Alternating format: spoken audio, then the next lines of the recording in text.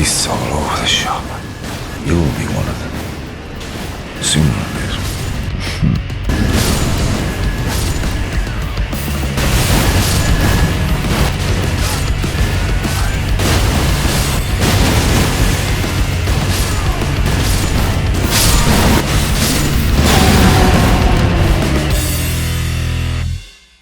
And here I was thinking that bleed would be nerfed in the DLC. Wrong, wrong, wrong, wrong. This bleed build focuses on beast, blood, and brutality. The beast claw is our weapon of choice with its awesome acrobatic and boss-melting movesets. We boost our bleed, attack power, and healing through successive hits, and we do it all with an awesome-looking character. This build is fun and fast. It's glass cannon for sure, but really does trivialize the DLC bosses. Oh, and those other ones.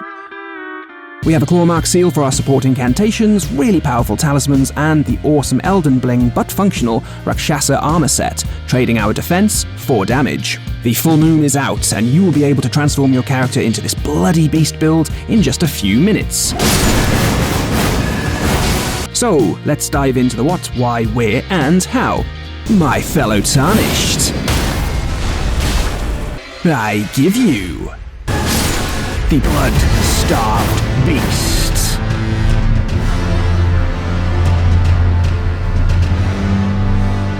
First up, our weapons. So as mentioned, we have the DLC weapon, Beast Claw plus 25, with the quality Affinity and the Ash of War Savage Claws. As its description says, we wield this as if possessed by a savage beast. By dual-wielding the Beast Claw, we split it into two hands, pure Wolverine-style, and the Savage Claw's Ash of War makes for an acrobatic onslaught of successive hits, fast bleed build-up, and health regeneration. The Beast Claw can be found right at the start of the DLC after defeating Logar, the Beast Claw, in the forest just southeast of the gravesite plain site of Grace. He can be hard to find, so I'll pin it here on the map as best I can. He can also be quite hard to beat, so look out. The Beast Claw scales with strength and dexterity, making the quality Affinity our highest ranking attack rating. I'll show you the stats in a moment. In our offhand, we have the Claw Mark Seal, which is really on theme with the build, and is going to help us buff up before bosses. More on the incantations coming up. Okay, let's have a look at the all-important starting class and our stats next. At this point, guys, I really hope you don't mind making my dreams come true by liking this video and subscribing to the channel. If you guys like my content half as much as I like your comments, then I'm a very proud content creator. I started with the Prophet class, and our stats are: Vigor at 60, this is the hard cap for our health, giving us a lot of survivability. Mind at 38, this gives us enough FP to use all of our buffs with 1 FP bar. Endurance at 35, this gives us plenty of stamina to keep successive hits going with our Savage Claws. Strength at 56, this is great for the scaling of the Beast Claw and will be boosted to 60. Dexterity at 71, again great for scaling damage and will be boosted to 80. Intelligence, leave this at base. Faith at 25, just what we need for all of our incantations, and Arcane at 10, leave this at base. Right, let's have a look at our armor. In our head slot we have the Divine Beast Helm. Now, before everyone gets confused, there are two Divine Beast headgears. The Divine Beast head is that crazy large looking one which just looks ridiculous. The Divine Beast Helm is the one we're wearing here. The Divine Beast Helm is going to boost our strength to 60 along with Millicent's prosthesis. It's also going to boost our dexterity to 80. It will lower the amount of healing from our Crimson Flask, but the stat boosts more than make up for this in my opinion. Plus, it's pretty Elden Bling. As for our armor, we have the Rakshasa set. Each piece of this armor is going to give us a +2 damage boost at the expense of taking a little extra damage. But we're going glass cannon with our blood-starved beast, and man does this set look awesome. I'll link where to get the helm and the armor set in the description. Our talismans then, as usual, are very focused in helping us boost our damage numbers even higher. We'll start with Millicent's prosthesis, which is giving us a +5 to our dexterity and is boosting our attack power for successive hits. This is stacking with our second talisman, the Rotten Winged Sword Insignia, also boosting our attack power for successive hits. Then we have the Lord of Blood's Exaltation.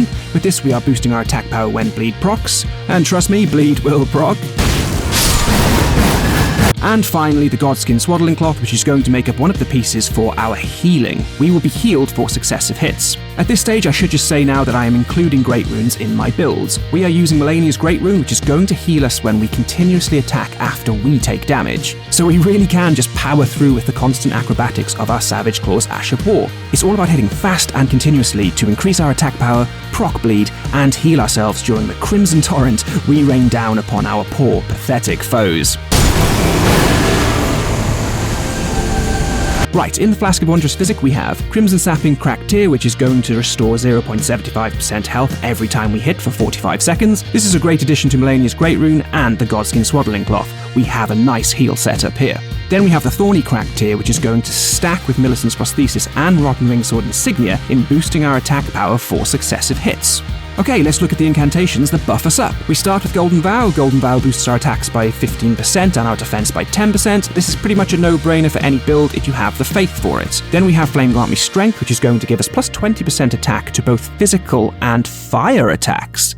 Third, we have the Blood Flame Blade, which is going to add fire to our attacks and help boost the passive bleed already on our Beast Claws. And finally, we have Bestial Vitality. This is really nice to add to our healing capabilities, and it's also great for exploring the wider world. Now let's look at combat and put everything we have into practice. For most bosses, I start by buffing with the Flask of Wondrous Physick, Golden Vow, Blood Flame Blade, and then Flame Grant Me Strength. These simple buffs are increasing our attack power, our defense, and they're going to help us heal. Then you can really just mix up your attacks. A full Savage Claws combo can be risky, but it's also devastating to enemies' health bars. It's a really fun and fast build that can see you trade blows and take chunks off bosses' health bars, and then roll out to heal up and then go again. Our healing capabilities can help us stay alive and offset the armor's defense drops. As you can see here, I took the build back to Melania and turned the hardest boss of the base game into nothing more than a quick win. DLC bosses that really gave me a hard time the first time round are just going down so quickly with this build. So there you have it, guys. What I really want to know now is, what do you think of this build? What would you do differently? Do you have something similar in mind? Please like and subscribe, get in the comments, let's get chatting. I'll see you in the next one, guys. Cheers.